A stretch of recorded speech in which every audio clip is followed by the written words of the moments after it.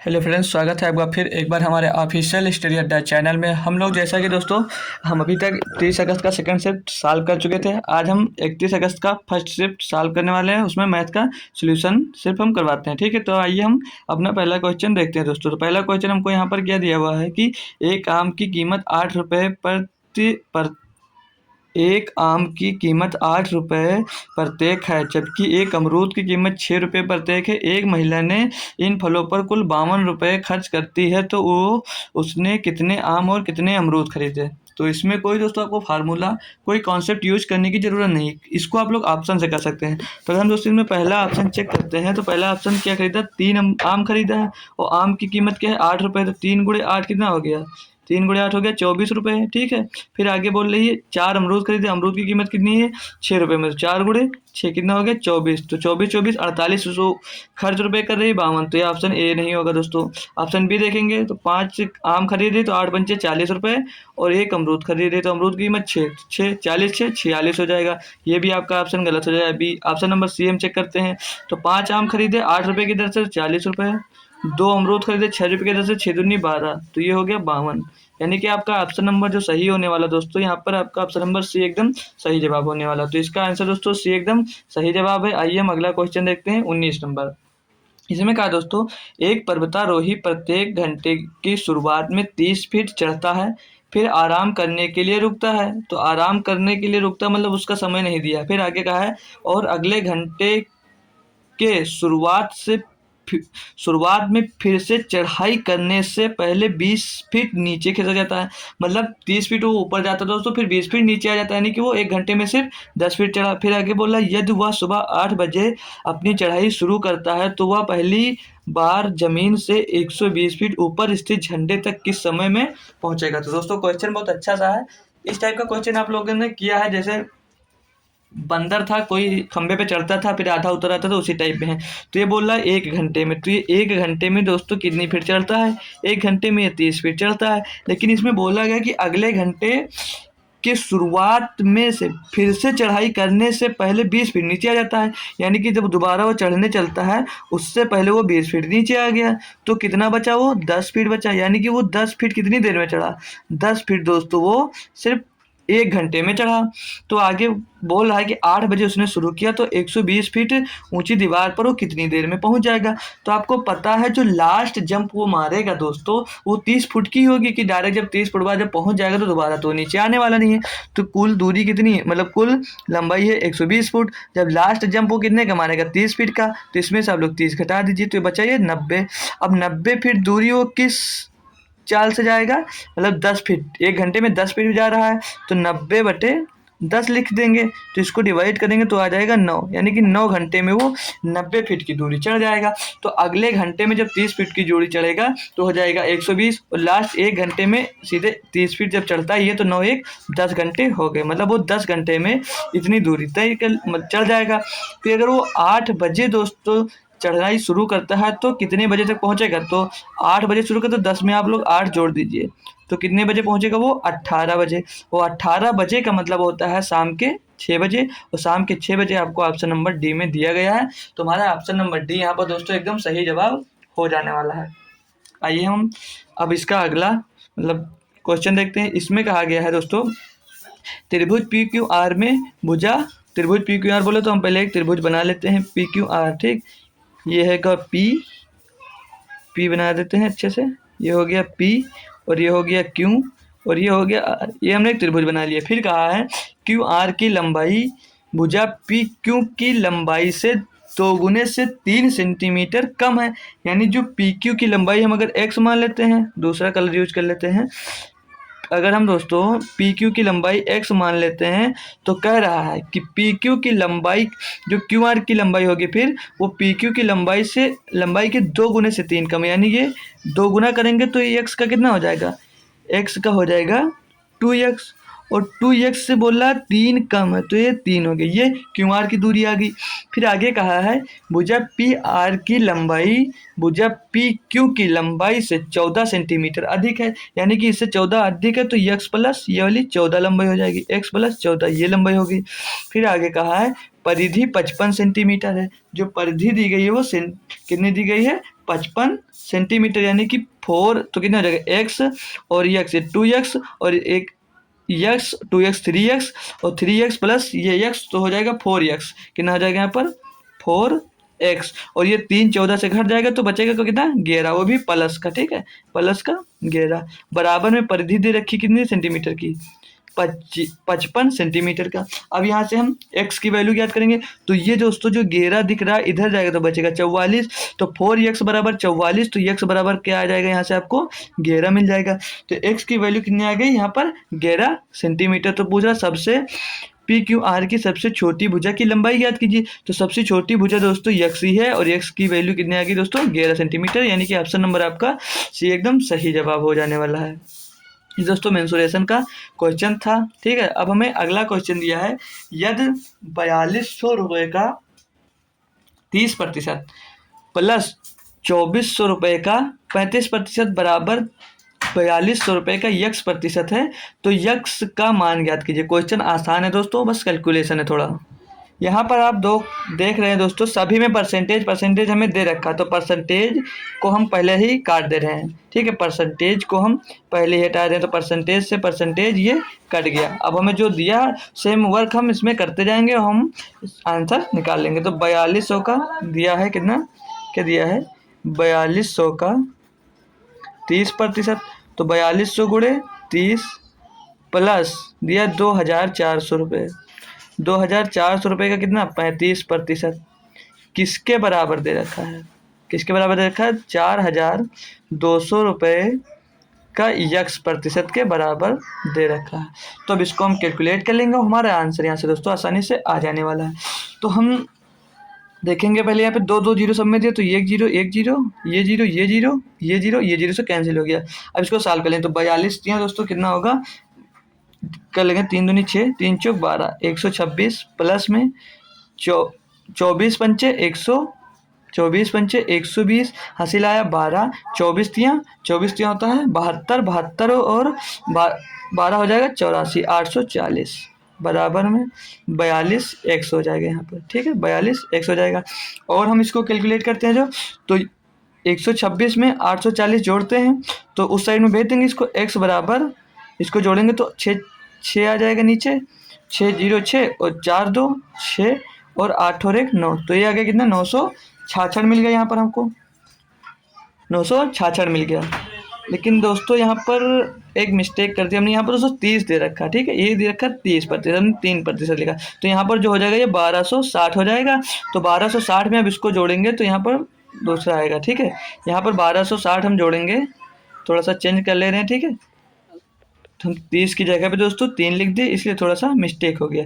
इस जगह पे हम क्या लिख लेंगे, क्या दिया यहाँ पर हमको, अब 1260 में 840 जोड़ेंगे तो कितना आएगा, जोड़ लेते हैं हम, तो 0 में 0 जुड़ा, 0 में कितना आ गया दोस्तों, 0 में 0 जुड़ेगा तो 0 होगा, और 6 और 4 10 का 0, हासिल आया 1, 8 और 10 हो गया, 8 और 2 10, 1 11 के 1 हासिल आया 1 1 1 2, तो x बराबर 2100 और बट्टे में जो 42x था यहाँ पर 42 आपका नीचे में आ जाएगा।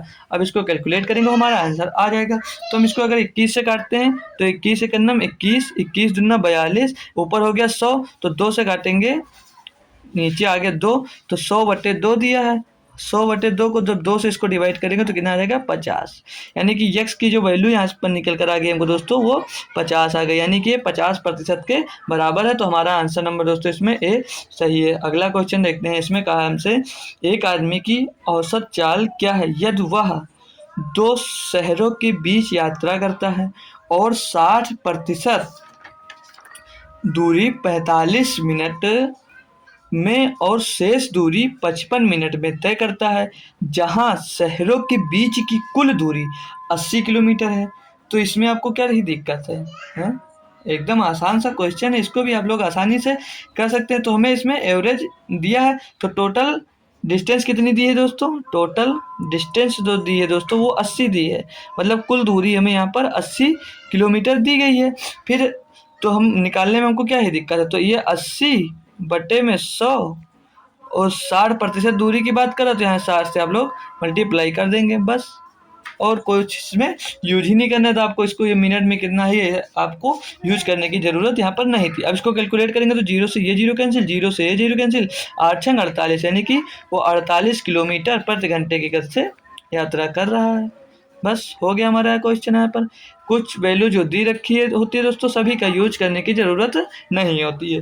अब यहाँ पे 75 नंबर क्वेश्चन दिया है, इसमें कहा है कि यदि 120 व्यक्ति प्रतिदिन 6 घंटे कार्य कर एक कार्य को 16 दिनों में 16 दिनों के भीतर पूरा कर सकते हैं, तो 64 व्यक्ति को प्रतिदिन कितने घंटे काम करना चाहिए ताकि उसी कार्य को 15 दिनों में पूरा कर दे सके।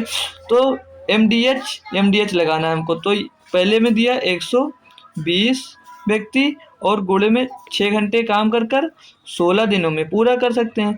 तो कहा है 64 व्यक्ति 15 दिन काम कर यच निकालना है यहाँ पे, ठीक है। 15 दिन काम कर इसको कितने दिनों में पूरा कर देंगे।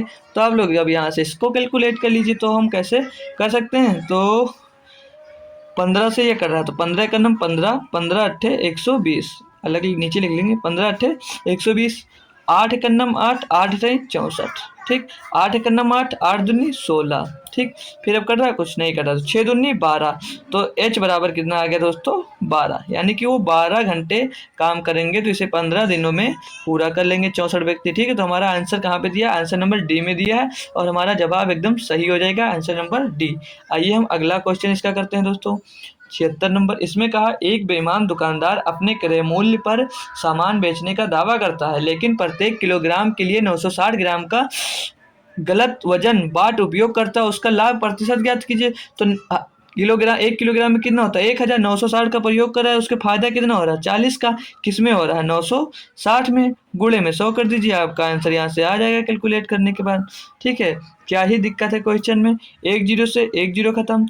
अब इसको 40 से नहीं कर रहा तो 4 से कट जाएगा, हाँ 4 दामा 40, 4 दामा 40 और इसको काटेंगे तो 4 दूनी 8 बचाए 16, तो 4 चौक 16, 24 बटे आ गया। तो फिर 10 दामा 100, 100 बटे कितना आ जाएगा यहाँ पर 100 बटे हो जाएगा आपके पास 24। इसको और कैलकुलेट करेंगे तो कितना आ सकता है ये 50 बटे 12, 50 बटे 12 को और क्या कैलकुलेट करेंगे तो सीधे इसको 4 से काटते हैं, 4 छंग 24, 4 से 25, 25 बटे 6 आ गया। तो इसको कर सकते हैं 6 चौके 24, 24 एक 25 बटे 6%। तो 4 सही 1/6% की वो बेईमानी दोस्तों कर रहा है। तो मतलब 4 सही 1/6% उसको लाभ हो रहा है इतने की बेईमानी करने के बाद उसको, ठीक है। तो हम अब अगला क्वेश्चन देखते हैं। इसमें कहा गया कि किराने वाले को क्रमशः 15 किलो और 20 किलो की कीमत वाली 2 प्रकार की दालों को किस अनुपात में मिलाना चाहिए ताकि 16.50 प्रति किलो की कीमत वाली दालों का मिश्रण प्राप्त किया जा सके। तो इसमें एलिगेशन लगाना है। एक दाल थी 15 रुपये प्रति किलो, दूसरी दाल थी 20 रुपये प्रति किलो, दोनों को बेच किस में रहा है वो 16.50 यानी कि 16 रुपये 50 पैसे में, 16 रुपये 50 पैसे में। इसको इसमें से घटाएंगे दोस्तों, इसको इसमें से घटाएंगे तो कितना बचेगा 3.5 बचेगा और इसमें से इसे घटाएंगे तो कितना बचेगा 1.5।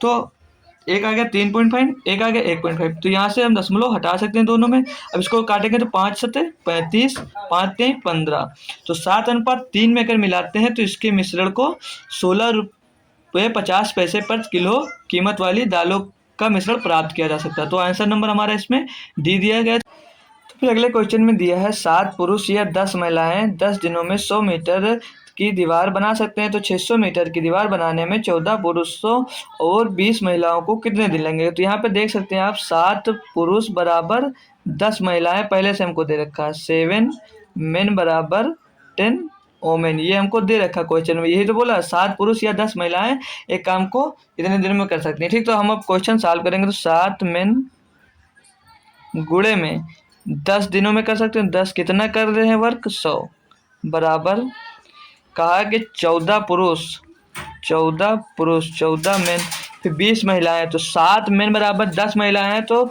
20 महिलाओं बराबर कितने पुरुष हो जाएंगे 14 पुरुष भी हो जाएंगे यहाँ पर। और गुणे में आप लोग क्या कर दीजिए डी, दिनों की संख्या निकालनी है, बटे में 600 दिया है। अब यहाँ से हम इसको कैलकुलेट करेंगे तो ये 0 से ये 0 कैंसिल, ये 0 से ये 0 कैंसिल, और इसको आगे तक हम अगर कैलकुलेट करते हैं दोस्तों तो ये 7 ये मैंने 7 अब मेन में हो गए तो हम मेन हटा सकते हैं। 7 गुणे 10 बराबर 4 10 दूना 28, 28 गुणे में डी बटे में डी बटे में 6 दिया हमको, ठीक है, डी बटे में हमको 6 दिया है। अब इसको काटेंगे तो 7 चौक 28। अब ये 6 का गुणा इधर होगा 10 में तो हो जाएगा 4 डी बराबर कितना, 4 डी बराबर 10×60। तो दिनों की संख्या पूछ रहा है, 4 डी बराबर 60, तो हमसे दिनों की संख्या पूछ रहा है। तो डी इज इक्वल टू 60 बटे 4। तो 4 एक नम 4 4 15 60, यानी कि 15 दिनों में वो 600 मीटर की दीवार वो बना सकते हैं। तो 15 दिन ऑप्शन नंबर हमारा बी दिया गया। तो बी ऑप्शन आपका 100% एकदम सही जवाब होने वाला है दोस्तों। तो अब हम अगला क्वेश्चन देखते हैं। इसमें हमसे क्या कहा गया है, एक खुदरा विक्रेता अपने सामान को 150% अंकित करता है और 40% की छूट देता है। यदि क्रय मूल्य 1600 रुपये है तो विक्रय मूल्य ज्ञात कीजिए। यानी कि अगर उसने 1600 रुपये में खरीदा, पहले हम 100 लेकर करते हैं, 100 रुपये में खरीदा, ये हो गई सीपी, तो मार्क प्राइस कितनी हो गई 150, कितना कह रहा है 150% अधिक करता है। तो 150% अधिक अंकित करने का मतलब कितना हो गया, 100 को 150 अधिक अंकित करेंगे, 100 का 150% 150, तो हम मार्क प्राइस अंकित करते हैं कॉस्ट प्राइस लेकर, तो हो गया 250।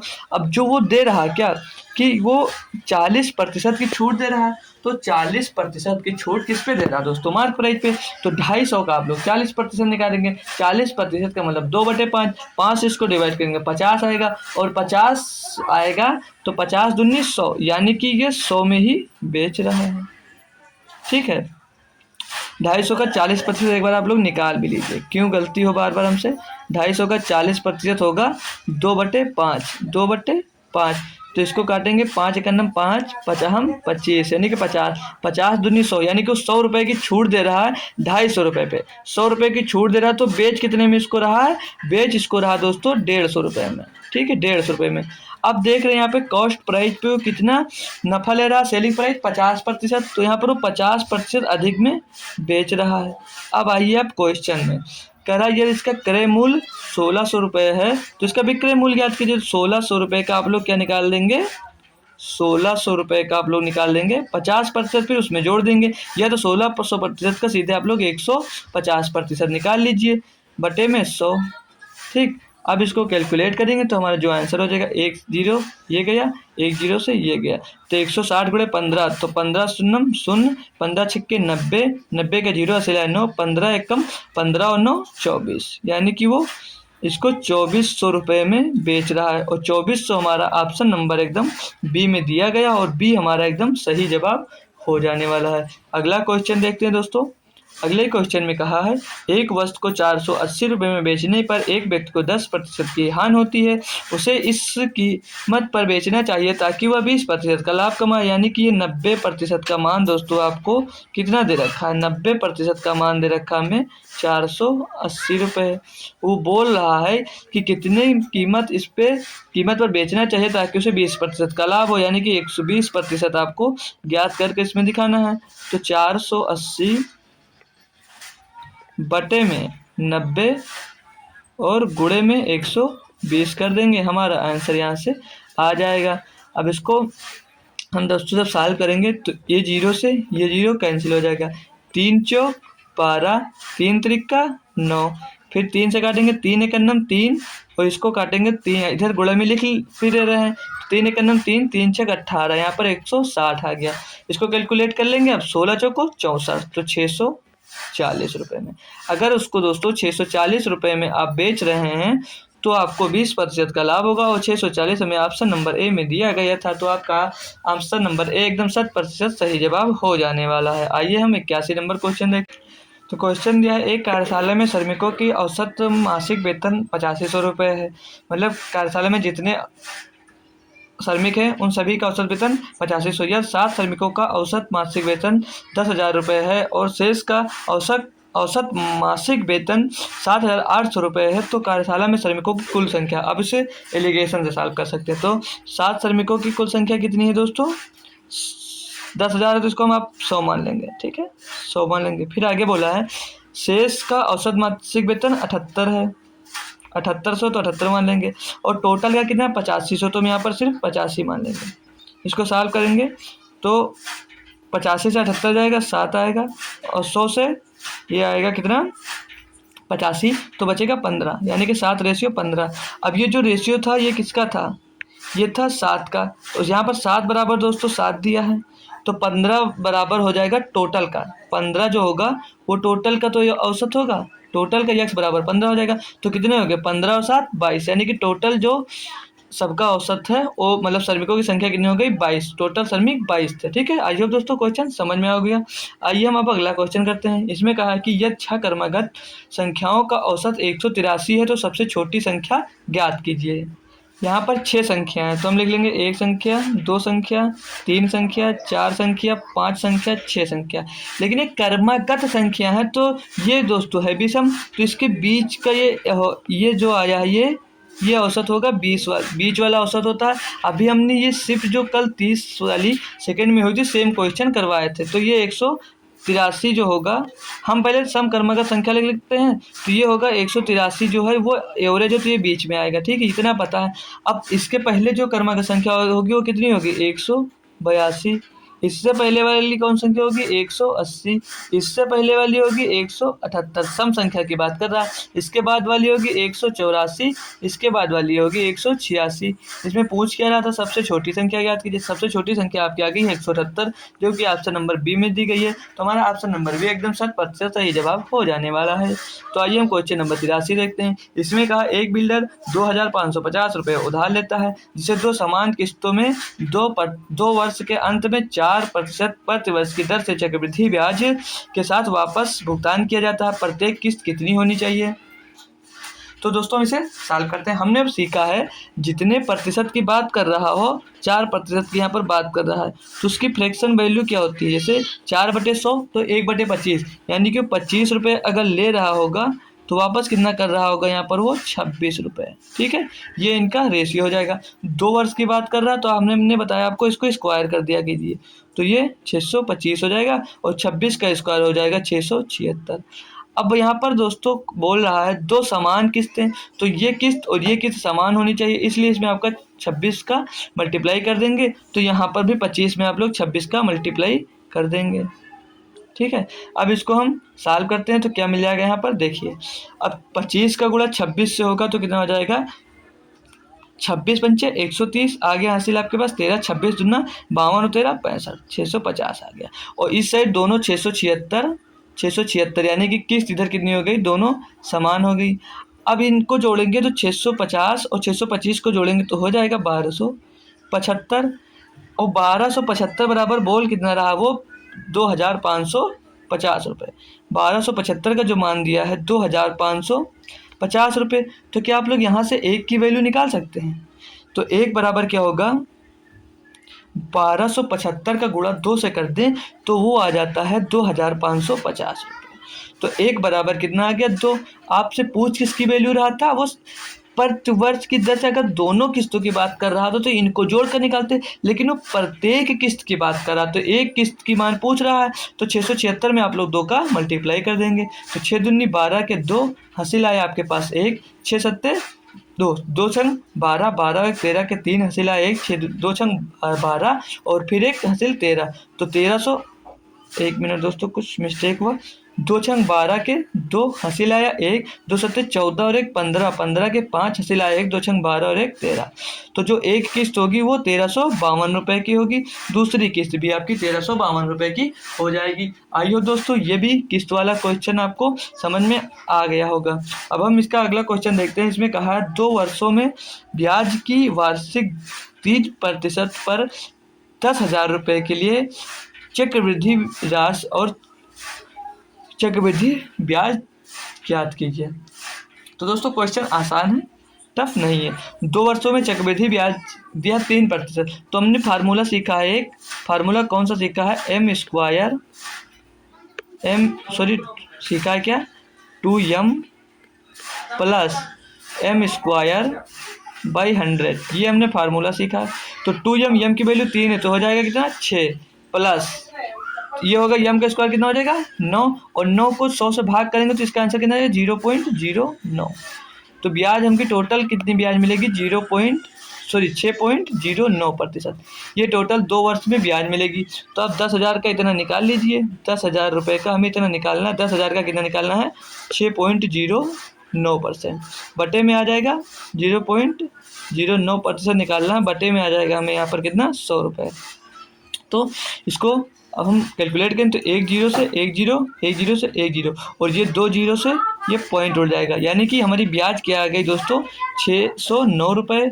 और क्या पूछा है चक्रवृद्धि राशि और चक्रवृद्धि ब्याज, तो ब्याज हमारा 609 हो गया और ऑप्शन नंबर आपको एक ही दोस्तों बी में ही दिया गया था। अब चक्रवृद्धि राशि भी निकाल सकते हो, तो इसमें क्या ही दिक्कत है, आपको 10,000 इसमें जोड़ना था, आपकी चक्रवृद्धि राशि यहाँ पर निकल कर आ जाएगी 10,609 रुपये। तो 10,609 रुपये हमारी क्या हो जाएगी चक्रवृद्धि राशि हो जाएगी, और चक्रवृद्धि ब्याज ये हो जाएगी 609 रुपये। ऑप्शन नंबर आपको बी में दिया गया है। आई हो दोस्तों ये क्वेश्चन भी आप लोग समझ गए होंगे। अगला क्वेश्चन दिया है, दो व्यक्तियों की आय का अनुपात 10:6 है और उनके व्यय का अनुपात 18:10 है। यदि वे क्रमशः 5,200 रुपये और 3,600 रुपये बचाता है तो उनकी आय क्या है। तो आइए दोस्तों इसको भी हम सॉल्व करते हैं। इनका रेशियो दोस्तों 10:6 दिया, तो इसको हम 2 से डिवाइड करेंगे तो 5:3 लिख सकते हैं। इनका रेशियो हम लिख सकते हैं 5, इसको लिख सकते हैं 2 से डिवाइड करने के बाद 5:3, ठीक है। फिर इसको डिवाइड करेंगे तो 9:9, इसको लिख सकते हैं हम 9:5, ठीक है। फिर ये दिया 5200 और 3600, तो यहाँ पर इसको लिख दीजिए आप लोग 52, इसको लिख दीजिए आप लोग 52 और इसको लिख दीजिए 36। बाद में जो आंसर आएगा उसमें आप लोग यहाँ पर क्या कर लेंगे 00 पीछे चिपका देंगे। फिर क्या दिया है, अब इसको हम सॉल्व करेंगे तो ये 5 का गुणा इधर 25 हो गया, ये स्पीड ट्रिक होती है, ठीक है। तो आ जाएगा कितना 25, 9 का गुणा 3 में होगा कितना आ जाएगा 27। तो ऊपर अंतर कितने का आ गया दोस्तों, अंतर आ गया हमें 2 का। फिर इसको देखते हैं 9 का गुणा होगा 36 से, तो कितना आ जाएगा 9 6 54, 54 के 4 हासिल आएगा 5, 9 3 27 और 5 32, 324। इसको इससे मल्टीप्लाई करेंगे तो 52 पंचे 260, 52 पंचे 260। इन दोनों के बीच डिफरेंस कितना दिया है 260, 40 इधर 40 भी 60 64, तो 2 बराबर कितना दिया है यहाँ पर हमको 64। तो 1 बराबर कितना हो जाएगा 32।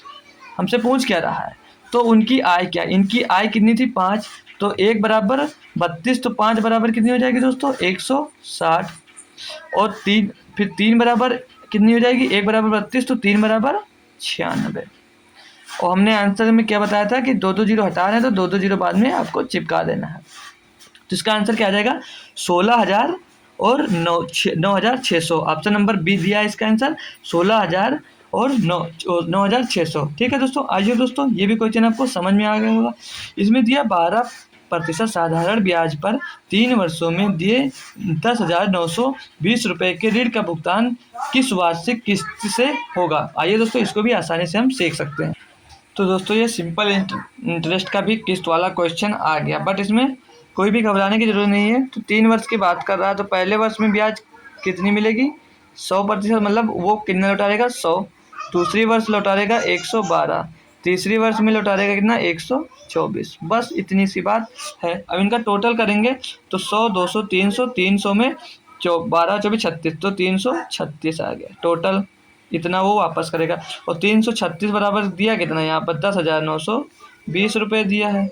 और हमें यहाँ पर क्या कह रहा है वार्षिक किस्त कितनी है, 100 बराबर निकालना है। तो 100 बराबर निकालना है तो क्या करेंगे हम 10,920 बटे में 336 गुणे में 100, इसको कैलकुलेट कर लीजिए और आपका आंसर यहाँ से मिल जाएगा। तो 336 को पहले से हम किससे काट सकते हैं, ये कटेगा हमारा दोस्तों कट रहा है 4 से कट जाएगा, 4 और 8 32, 4 चौक 16। फिर और इसको काटेंगे 4 दूनी 8, बचा 2 हो गया 29, तो कितने जाएगा 4 सते 1 मिनट 2 बचा कितना हो गया 29, तो 4 सते 28, 1 बचा कितना हो गया 12, 4 3 12, 2730 यहाँ पर मिल गया।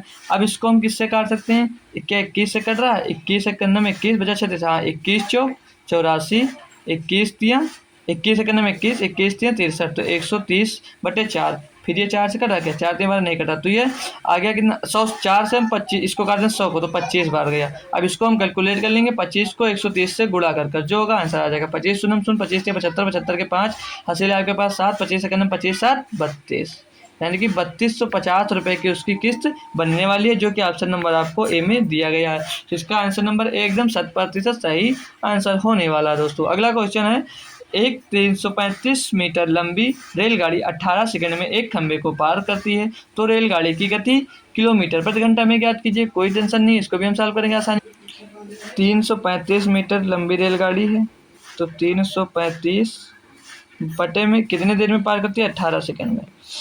किलोमीटर प्रति घंटा में ज्ञात करना है, तो 5 बटे किलोमीटर प्रति घंटा में निकालना है, तो 5 बटे 18, तो 18 ऊपर चला जाएगा। ठीक है, कैलकुलेट कर लेंगे अब हम। 18 से 18 यहाँ पर कट रहा है, और 5 से ये काटेंगे तो 5 छक्के 30, 5 सत्ते 35, यानी कि 67 किलोमीटर प्रति आवर की गति से वो चल रहा है, रेलगाड़ी चल रही है, जो कि ऑप्शन नंबर हमें ए में दिया गया है। तो आइए दोस्तों, ये क्वेश्चन भी आप समझ गए होंगे। अगला क्वेश्चन देखते हैं। इसमें कहा एक 105 मीटर लंबी रेलगाड़ी 60 किलोमीटर प्रति घंटे की चाल से चलती है। 175 मीटर लंबी दूसरी रेलगाड़ी जो 54 किलोमीटर प्रति घंटे की चाल से समान दिशा में चल रही है को पार करने में पहली रेलगाड़ी का कितना समय लगेगा। तो समान दिशा की बात कर रही है, तो चाल घट जाएगी और ये जुड़ जाएगा, तो 105 में 175 जुड़ेगा, तो 75 5 80, 100 100 200 280 आ गया। फिर इनके चाल के बीच का डिफरेंस कितना दिया है, 6, और मल्टीप्लाई होगा 18/5 से, क्योंकि ये मीटर पर सेकंड में आंसर दिया है, मिनट और सेकंड में। ठीक है, अब इसको हम कैलकुलेट करेंगे। 6 का नम 6, 6 3 18, 5 से इसको काटेंगे तो 5 55 25, 5 छक्का 30, तो कितना आ गया यहाँ पर दोस्तों, फिर हम बचे 5 छक्का 56 गुणे 3, और 56 गुणे 3 क्या होगा, इसको गुणा करेंगे तो 56 गुणे 3 को गुणा करेंगे तो 3 छक 18, 3 पचे 15 और 1 16, 168 सेकेंड आया। तो ये 168 यानी कि 60 दूनी 120, 2 मिनट बचा कितना 48 सेकेंड, तो 2 मिनट 48 सेकेंड लगेगा इसको। तो कहाँ है वो, ऑप्शन नंबर सी, हमको ऑप्शन नंबर सी में दिया, मतलब पहली रेलगाड़ी को 2 मिनट 48 सेकेंड लगेगा पार करने में। ठीक है, तो ये भी क्वेश्चन हो गया। आइए अगला क्वेश्चन दिया इसमें कि एक डेयरी वाला पर लीटर दूध के लिए 6.4 रुपये का, मतलब 6 रुपये 40 पैसे का भुगतान करता है। वह फिर दूध में पानी मिलाता है और मिश्रण को 8 रुपये पर लीटर पर बेचता है, जिससे उसे 37.5% का लाभ होता है। तो ग्राहक द्वारा प्राप्त दूध में पानी का दूध से अनुपात किया। दोस्तों क्वेश्चन अच्छा सा दिया है, तो जो हम इसको एलिगेशन से लगाएंगे तो 6.4, ये क्या हो गया, ये हो गया दूध 6.4, और पानी के बाद क्या, तो पानी का हमें पता नहीं, तो वो 0 हो जाएगा। फिर यहाँ पर देखिए क्या कह रहा है 37.5, तो 37.5% का दोस्तों 37.5% का फ्रैक्शन वैल्यू क्या होती है दोस्तों, 3/8, 3/8, यानी कि वो 11 रुपये में बेच रहा है, तो उसे 37.5% का लाभ हो रहा है। तो 11% बराबर कितना दिया यहाँ पर, 11% का मान दिया है दोस्तों। 11% दोस्तों 37.5% में बेच रहा है, तो उसे 8 रुपये का लाभ हो रहा है, तो 11 बराबर दिया है 8 रुपये।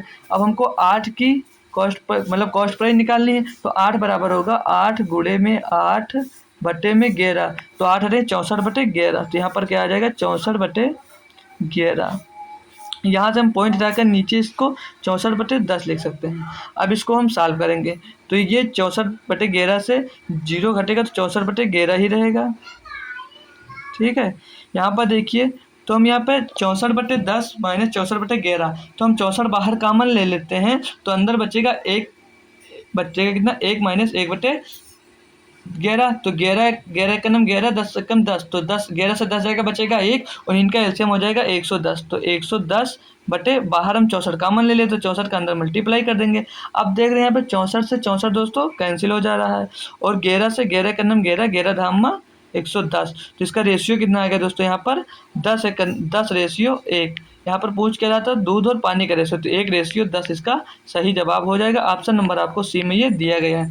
तो आइए दोस्तों, ये भी क्वेश्चन हमारा आपको समझ में आ गया होगा। अगला क्वेश्चन दिया है इसमें, कहा कि एक गांव में 60% परिवारों के पास गाय है, 30% परिवारों के पास एक भैंस है, और 15% परिवारों में से प्रत्येक के पास एक गाय और एक भैंस दोनों हैं।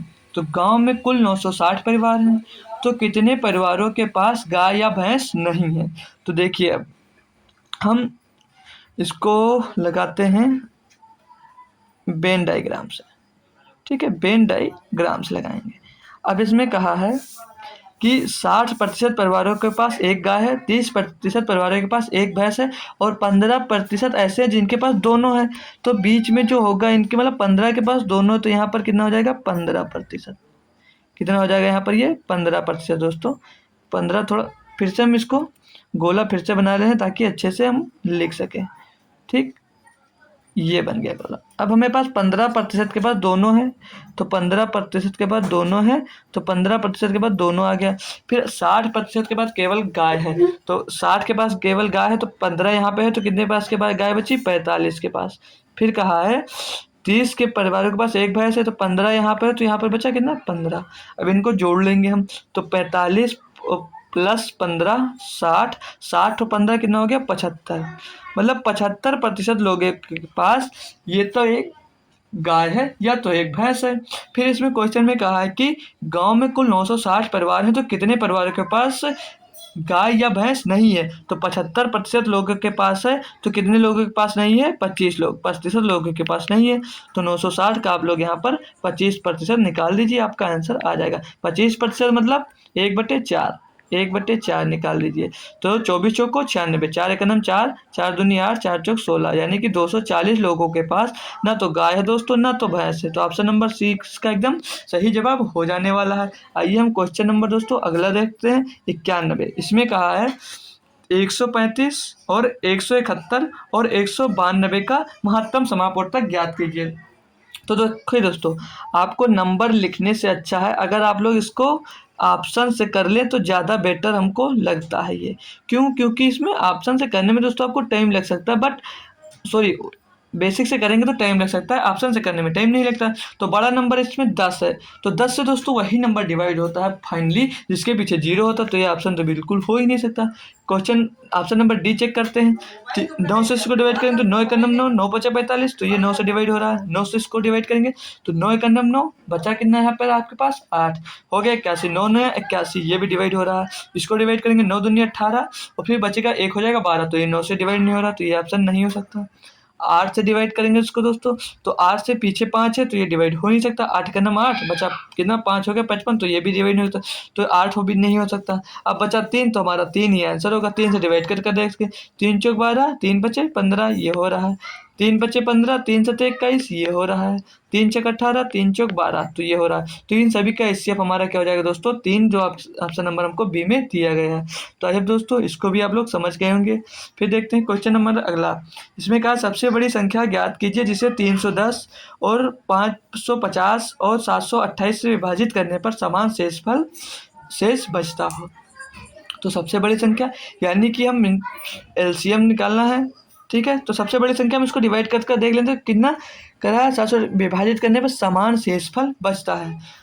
तो सबसे क्या कह रहे हैं सबसे बड़ी संख्या, तो 212 से हम इसको डिवाइड कर देख सकते हैं, या तो हम इसको और 60 से कैसे सॉल्व कर सकते हैं देख लेते हैं।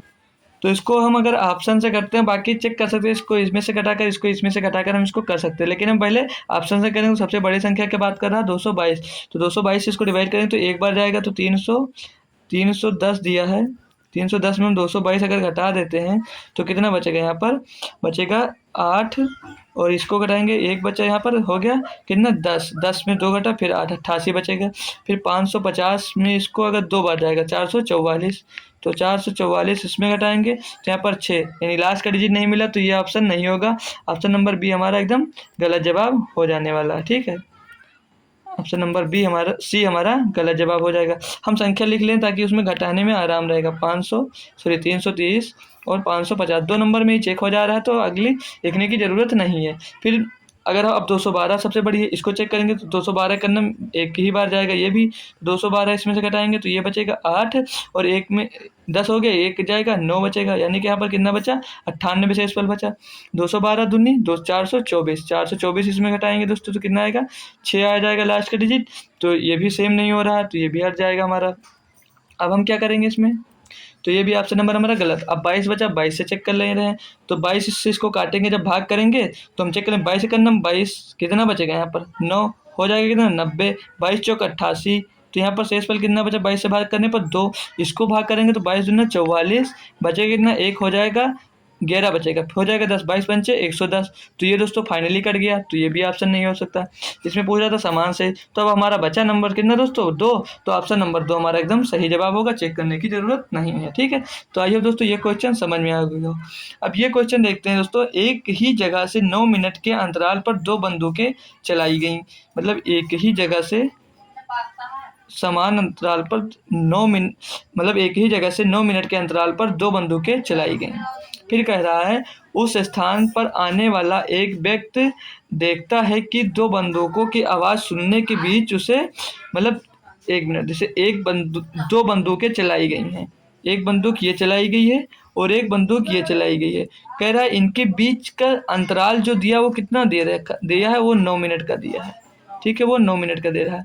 फिर आगे कह रहा है उस स्थान पर आने वाला एक व्यक्ति देखता है कि 2 बंदूकों की आवाज़ सुनने के बीच 8 मिनट 48 सेकंड बीत चुके हैं, मतलब बीत चुके हैं। यदि ध्वनि की वेग 330 मीटर पर सेकंड है तो वह व्यक्ति उस स्थान पर किस चाल से आ रहा है, मतलब वो व्यक्ति इसी तरफ आ रहा है, यानी ये जो एक व्यक्ति हो गया वो भी इसी तरफ आ रहा है, तो उसको सुनने में कितना टाइम लग रहा है 8.48 सेकेंड, मतलब 8 मिनट 48 सेकेंड उसको सुनने में लग रहा है। तो कह रहा है यदि ध्वनि की वेग 330 मीटर प्रति सेकेंड है, तो इन दोनों के बीच का डिफरेंस कितना है दोस्तों, घटाएंगे, मतलब अब जैसे 8 मिनट 48 सेकेंड में 9 मिनट घटाएंगे तो दोस्तों 12 सेकेंड का ही तो आएगा, 12 सेकेंड का डिफरेंस आ जाएगा। तो अब इनका हम रेशियो निकालेंगे, तो रेशियो क्या होगा दोस्तों 12 रेशियो, अब इसको हम सेकंड में बदलेंगे तभी हमारा रेशियो आ जाएगा। तो 8 मिनट में कितने सेकंड हो जाएंगे 8 छंग 48, तो 8 सेकंड में आपका रेशियो हो जाएगा 8 छंग 48 600 480 और 48 सेकंड दिया था तो हो जाएगा कितना ये, और इसमें जुड़ेगा, सॉरी दोस्तों ये डिस्टर्ब कर दिया, हमें नोटिफिकेशन आ गया। ठीक है, तो ये हो जाएगा कितना 480 में 48 हम जोड़ेंगे, जब 480 में 48 हम जब ऐड करेंगे तो हो जाएगा 528। अब इनका रेशियो निकालेंगे तो हम 12 से इसको डिवाइड कर सकते हैं, तो 12 का नाम 12 और 12 चौक 48, 12 चौक 48, रेशियो कितना आ गया इसको 1 रेशियो 44, मतलब 44 की रेशियो से ये जा रहा था और ये 1 की रेशियो से इधर गोली की तरफ आ रहा था। कह रहा है यार ध्वनि का वेग, जो ये ध्वनि का वेग था ये 9 मिनट में यहाँ पहुँच रहा था, तो 44 बराबर कितना दिया है यहाँ पर 330 मीटर दिया है, 44 बराबर 330 मीटर दिया है। तो हमें पूछ रहा है तो वह व्यक्ति उस स्थान में किस चाल से आ रहा है, वो भी किलोमीटर के प्रति घंटा में, तो 1 की चाल पूछ रहा है, तो 330 बटे में 44 और गुणे में क्या करेंगे, क्योंकि ये किलोमीटर प्रति घंटे की बात कर रहा है, तो आप लोग यहाँ पर 5 बटे 18 से 1 मिनट दोस्तों 18 बटे 5 से, ठीक 18 बटे 5 से इसमें गुणा कर देंगे। ठीक है, 5 बटे 18 से गुणा कर दें तो 18 ऊपर चला जाता है। अब इसको आप लोग सॉल्व कर लेंगे तो क्या आ जाएगा, ये 5 से कटेगा, एक बार 5 से काटने से पहले हम इसको 11 से काट लेते हैं, ज़्यादा इजी रहेगा, तो 11 चौक 44, 11 दे 33, यानी कि यहाँ पर 30 आ जाएगा, तो 5 का नाम 5, 5 छक्के 30 हो जाएगा। अब 18 छक्का 108 बटे में कितना दिया 4, इसको डिवाइड करेंगे तो 4 दूनी 8, 4 सत्ते 28, यानी कि वो 27 किलोमीटर प्रति घंटे की गति से व्यक्ति गोली जिधर से चली है उस व्यक्ति की तरफ वो आ रहा था दोस्तों। तो क्वेश्चन अच्छे लेवल का था दोस्तों, आई होप आपको समझ में आया होगा। तो ये दोस्तों आ गई हमारे पास DI, शायद इसे लास्ट क्वेश्चन भी होगा हमारा। दिया है 5 राज्यों द्वारा इस्पात के उत्पादन में संबंध में दिए गए पाई चार्ट का परीक्षण कीजिए और निम्नलिखित प्रश्न का उत्तर दीजिए। तो दिया राज्य ई में दोस्तों, राज्य ई में कितने प्रतिशत है, यहाँ पर देखेंगे 170%। तो हम सीधे क्वेश्चन पढ़ते हैं फिर इसको देखेंगे।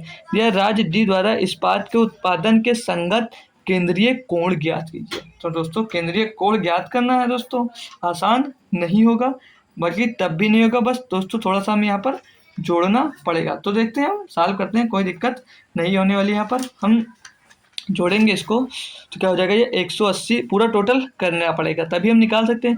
तो 180 में 170 जुड़ेगा दोस्तों, तो 80 70 150 और 200 ये जुड़ेगा 350, 350 में ये 250 जुड़ेगा, तो उधर हो जाएगा कितना 400, 402 600 हो जाएगा। ठीक है, 600 में 210 जुड़ेगा तो 810, 810 में 190 जुड़ेगा, यहाँ पर ये 190 दिया है तो 190 जुड़ेगा तो टोटल कितना आ गया दोस्तों, ये टोटल आ गया 1000, टोटल 1000 आ गया। अब कह क्या रहा है हमको कि राज्य डी दिया है ये बूंदी वाला, और बूंदी वाला दिया कितना 190, तो 190 पूछ रहा है कि इसका केंद्रीय कोण ज्ञात कीजिए। केंद्रीय कोण ज्ञात करने के लिए इसमें किसका मल्टीप्लाई करने का 360 का, ये टोटल कितने डिग्री का होता है 360 डिग्री का। अब इसको आप लोग कैलकुलेट कर लीजिए और आंसर आ जाएगा। तो 1 0 से 0, 1 0 से 0, 1 0 से 0, 1 0 से 0। अब इसे और काटेंगे तो 2 से काट लेंगे, 2 पंचे 10, इसको काटेंगे 2 से तो 18 आ जाएगा। 18 गुणे 19, 18 का स्क्वायर होता है 324, 324 में 18 जुड़ेगा तो हो जाएगा 342। बट हम इसका पूरा सॉल्व कर लेंगे। 18 नवैया 162, हंसी लगाएगा 16, 18 का नाम 18, 18 और 16 कितना होता है दोस्तों, 18 और 16 होता है 34, यानी 342/5 आ गया 342। हम पहले भी निकाल लिए थे तो इसको सॉल्व करेंगे तो 5 छक्का 30, 5 छक्का 30, बचा कितना यहाँ पे 4 हो गया 42, 5 8 40, बचा 2 हो गया 20, 5 20, यानी कि 48.4 degree, 68.4 degree. Option number C इसका सही जवाब होगा दोस्तों। देखते हैं और भी क्वेश्चन। हाँ, और भी क्वेश्चन है, मतलब दिया इसमें दिया गया और भी कहा है कि यहाँ दिया गया पाई चार्ट एक परिवार के घरेलू व्यय को प्रतिशत में दर्शाता है। यदि परिवार की कुल मासिक आय 42,500 रुपये है तो चार्ट का अध्ययन कीजिए और निम्नलिखित प्रश्नों का उत्तर दीजिए। प्रश्न दिया है, बाल शिक्षा के लिए कटौती और मकान के लिए कटौती के बाद परिवार की कुल मासिक आय, तो इनको जोड़कर 41 हो गया। कह रहा है इनको छोड़कर तो ये कितने 41%, तो 42,500 रुपये। कह रहा है इनको छोड़कर तो परिवार पर कितना खर्च है, तो परिवार पर खर्च है कितने आ रहे हैं 41, तो कितना है 59% का खर्च बच रहा है। तो 59 बच्चे आप लोग 100 कर देंगे और इसको कैलकुलेट कर लेंगे, हमारा आंसर आ जाएगा। तो 1 0 से 1 0, 1 0 से 1 0 कैंसिल हो गया। तो अब हम इसको सॉल्व कैसे कर सकते हैं, तो सॉल्व करने की क्या कोई आपके पास इजी ट्रिक है, हम सिखा देंगे आपको। तो सीधे अगर 61 से इसको हम भाग करते हैं तो पहले से 50 से भाग कर लेंगे, तो 50 पच्चीस हम 250, जीरो हंसी लाया कितना आपके पास 50 पच्चीस हम 250 होता तो जीरो तो हो गया 25 से 50 दूनी 100, 100 और 25 125, हंसी लाया 12, 50 चौको 200, 200 और 12 कितना हो जाएगा 212। ठीक है, अब हम 9 से इसमें मल्टीप्लाई करके इसमें जोड़ देंगे तो 9 बचे 45 का 5, हंसी लाया 1, 9 दूनी 18 और 1 19 का 9, सॉरी 9 बचे 45 तो 4 हंसी लाया। ठीक है, तो 9 दूनी 18 4 22 का 2 हंसी लाया 2, 9 चौक 36 और 2 38, इसमें अब जोड़ देंगे हमारा हंसी ला जाएगा, मतलब पूरा आ जाएगा आंसर। 5 5 2 7 8 2 10 का 0, हंसी लाया 1 3 1 4 और 1 5 2 का 2, 25,075 रुपये जो होगा वो क्या होगा, इनको छोड़कर बाकी पर खर्च आ जाएगा। तो ऑप्शन नंबर 20 का सही जवाब होगा। ये क्वेश्चन देखते हैं दोस्तों, थोड़ा अच्छा सा है। इसमें कहा है कि तालिका का अध्ययन कीजिए और आर का मूल्य ज्ञात कीजिए। आर का मूल्य ज्ञात कीजिए मतलब टोटल लागत मूल्य दिया है 12,600 रुपये। ठीक है, 12,600 रुपये दिया है। कह रहा है कि अंकित मूल्य 20% है और छूट इसमें 10% का दे रहा है। तो यहाँ पे लाभ या हानि ज्ञात करना है, तो हमें इसमें इसकी कोई ज़रूरत नहीं है। आपको आप लगाइए यम प्लस एन प्लस M/100, तो प्लस का 20 यानी कि 20% वो जब बढ़ा रहा है 10% की छूट दे रहा है, माइनस 20 दाम 200 तो 200/100। इसको सॉल्व करेंगे तो यहाँ पर बचेगा 10 माइनस 2, 10 माइनस 2 बचा कितना 8%। 8% ऑप्शन नंबर डी, यानी कि वो 8% का लाभ कमा रहा है इसमें। तो दोस्तों ये भी क्वेश्चन हमारा कंप्लीट हो गया। तो एक और DI बची है, आज 4 DI दे दे और कल 30 वाली शिफ्ट में सेकेंड शिफ्ट में दोस्तों एक ही DI दिया था। इसमें देखते हैं क्या कह रहा है कि एक स्कूल में हर 2 महीने में अवधि परीक्षाएं आयोजित की जाती हैं। अप्रैल 2001 में परीक्षा 2002 के शैक्षणिक सत्र के दौरान कक्षा 9 का एक छात्र इन आवधिक परीक्षाओं में से प्रत्येक में उपस्थित हुआ। नीचे दिया गया रेखा ग्राफ प्रत्येक अवधि का परीक्षा में छात्रों द्वारा प्राप्त कुल अंकों को दर्शाता है। कह रहा है प्रत्येक आवधिक परीक्षा में अधिकतम कुल अंक 500 हैं। मतलब एक परीक्षा में एक प्रश्न पत्र उसका 500 अंक का है दोस्तों, बहुत तगड़ी परीक्षा है। क्वेश्चन पढ़ेंगे क्या कह रहा है। 2001 और अगस्त 2001 और अक्टूबर 2001 की आवधिक परीक्षाओं में मिलाकर छात्र द्वारा प्राप्त अंकों का प्रतिशत ज्ञात कीजिए। बहुत ही आसान है दोस्तों। 2001 और 2001 अगस्त हमें ये दिया गया है, तो इसमें कितना प्राप्त कर रहा है वो 370 अंक 370 अंक प्राप्त कर रहा है। फिर कह रहा है अक्टूबर 2001 में कितना प्राप्त कर रहा है दोस्तों 385। और टोटल नंबर कितने हैं इसके 1000। टोटल नंबर कितने 1000।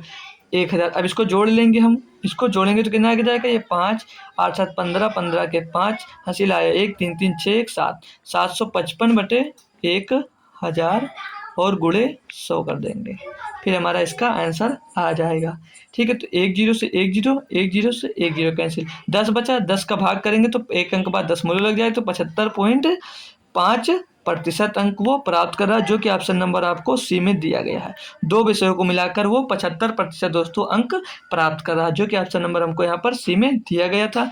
तो दोस्तों आई होप आज के सारे क्वेश्चन आपको समझ में आए होंगे। बट हाँ, हम ये कह सकते हैं दोस्तों, ये शिफ्ट हर शिफ्ट से दोस्तों थोड़ी सी टफ आई थी। इसमें क्वेश्चन दोस्तों अच्छे लेवल के आपसे पूछे गए थे। ठीक है, शायद ये लास्ट दिन का पेपर इसीलिए टफ दे रहे हैं। तो हम आज कौन सा सॉल्व करें दोस्तों 31 अगस्त का फर्स्ट शिफ्ट यहाँ पे दोस्तों हमने सॉल्व किया है। अब हम इसकी 31 अगस्त की सेकेंड शिफ्ट दूसरे लेक्चर में हम यहाँ पर सॉल्व करेंगे।